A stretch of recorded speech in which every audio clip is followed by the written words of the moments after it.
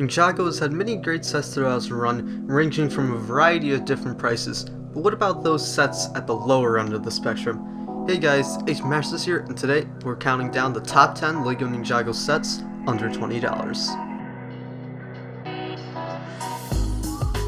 Cole's Dragon came out in winter 2016 as a part of the Skybound wave, and it was a very good set for only $10. When the set came out, it featured a lot of just articulation, and it came with an exclusive Zane Jin blade. It also came with two minifigures, being the Skybound version of Cole and Squiffy, and the dragon in general just was really good. Although it was at a small scale, it featured a ton of articulation, and there was a lot of playability you could get from it. And it was just an overall really solid set, and it was very cheap and very affordable, and a lot of people could get it. The Ice Dragon Attack came out in winter of 2011 as a part of the pilot season of Ninjago, and it featured the Ice Dragon, the original Ice Dragon. Now this was a pretty good dragon. There was lots of cool features. For example, the main feature was that you could squeeze the dragon's head and launch a ice ball to sort of act as the dragon's breath and pretend to freeze things, and it also came with the shurikens of ice. The set came with two minifigures, being Zane DX and Crazy. But the real thing that holds this set down is just a lack of balance.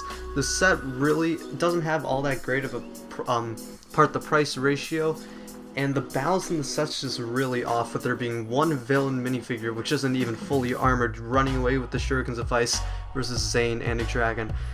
And that's really what holds this down and keeps it at the number 9 spot. However, the set though is pretty good, and especially for its time, it was a very good set, and it was only $20. Cole's Earth Driller was released in 2013 as a part of the final battle wave, and it featured Cole's Earth Driller. Now of course, the main thing about Cole's Earth Driller that really set it apart from anything else is just the Earth Driller itself. We don't have anything else like this in Ninjago, and the function is just great of it. As you know, as it rolls, the drill will roll along with it, and it moves, so you can really get a lot of playability out of that, pretending to drill through things as you move it around. It's just a very playable set. The set came with Cole and the kimono, which was exclusive to this set, and it also came with the Stone Swordsman. In addition, it came with the Elemental Blade of Earth, which was not exclusive to the set, but it was the only way to get it without getting the Temple of Light. And just in general, this was an all-around solid set.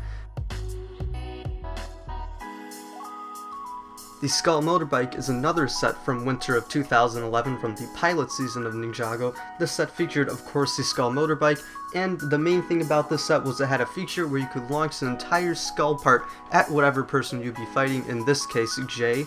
The set did come with the Golden Nunchucks of Lightning, the original version of Jay, and Chop-Off, although interestingly enough, in these finalized pictures it actually shows Frank Shaw, but the set did come with Chop-Off. But overall, this was just a very good set and a very good value, and there wasn't really much of a way you could go wrong with it. The Kai Fighter came out in the winter wave of 2014 as a part of the rebooted series, and it came with the Kai Fighter.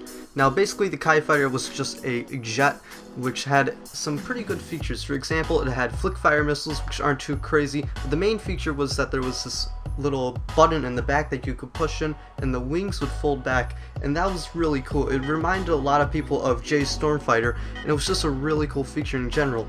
The set also came with the rebooted version of Kai, General Cryptor, which was a big deal since he was the main Ninjroid, but the only other set he came in was the $90 Ninjroid Mech Dragon, so this was a nice cheap way to get him.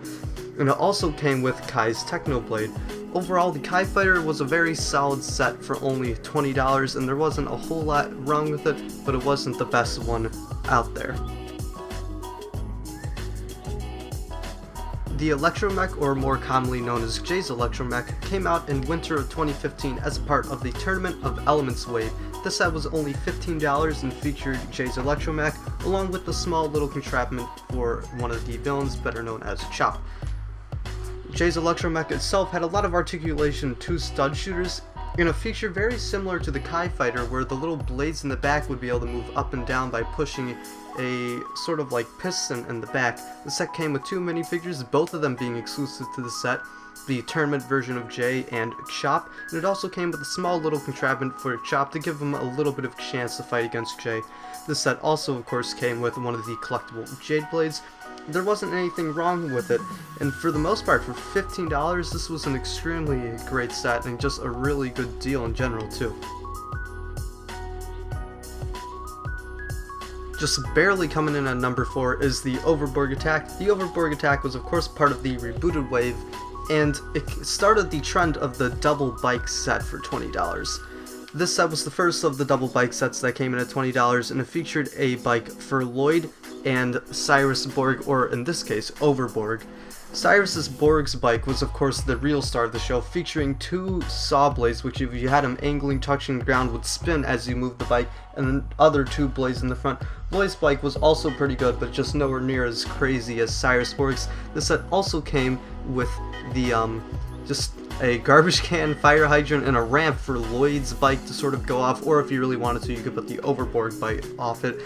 And in addition, it came with Cyrus Borg and Lloyd, and really, the version of Cyrus Borg here is crazy with his legs. In addition, Cyrus Borg is exclusive to the set, and just overall, the Overborg Attack was a very good set, but it just barely got edged out here to be put in the number 4 spot. It just wasn't quite enough to make it to number 3.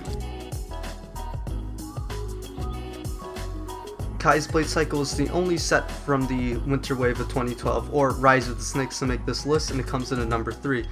Kai's Blade Cycle mainly featured, of course, the Blade Cycle, and the Blade Cycle had a transformation feature. If you press that top slope part, what would happen is that the sides would sort of split out, and it would create this cool little feature. In addition, the set also came with the Hypnobrai Snake Staff, which had a little shrine for it, which is nice.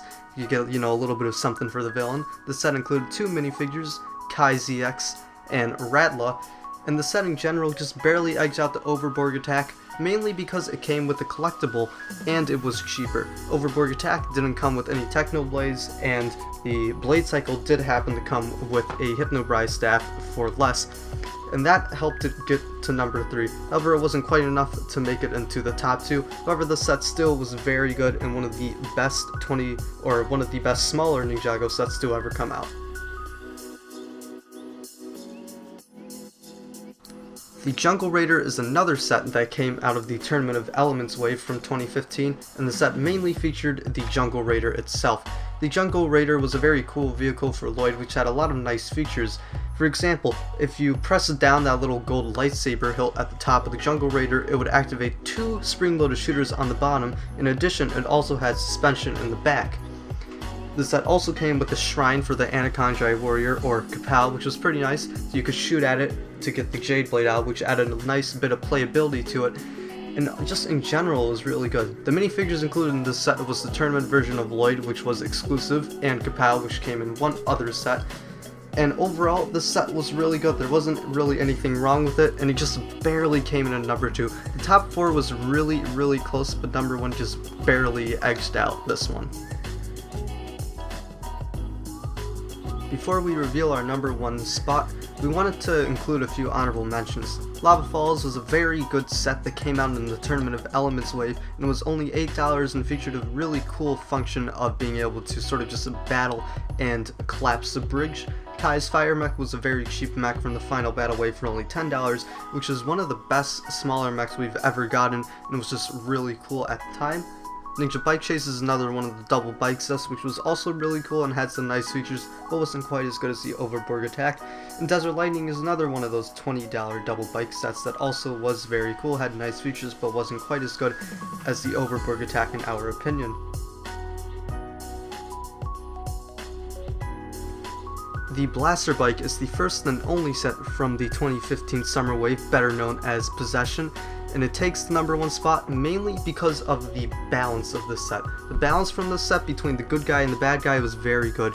Cole had a blaster bike which had a lot of playability, being able to flip up those 2 stud shooters and just shoot them pretty much whenever you wanted to, and very easily as well, while still being able to drive around was very good.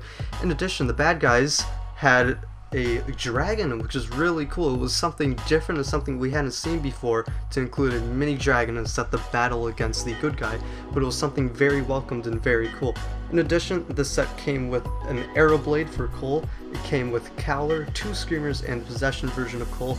And just overall, it was the perfect $20 set, and there wasn't anything really wrong with it that you couldn't just, easily fix. Like, the main issue with it was that the bike had a little bit of trouble balancing, but you just moved down one of the exhaust pipes and fix that. Overall, this set was just very good. And that was our list for the top 10 LEGO Ninjago sets under $20. Since this is our first top 10 list, let us know how we did and ways we can improve it. Let us know if you disagreed with the list and leave your own list in the comments section below. And go ahead and feel free to leave any future ideas for lists in the comments section below, which we may make into future videos. That's pretty much it. Thank you guys for watching. Until next time, I'll see you guys later.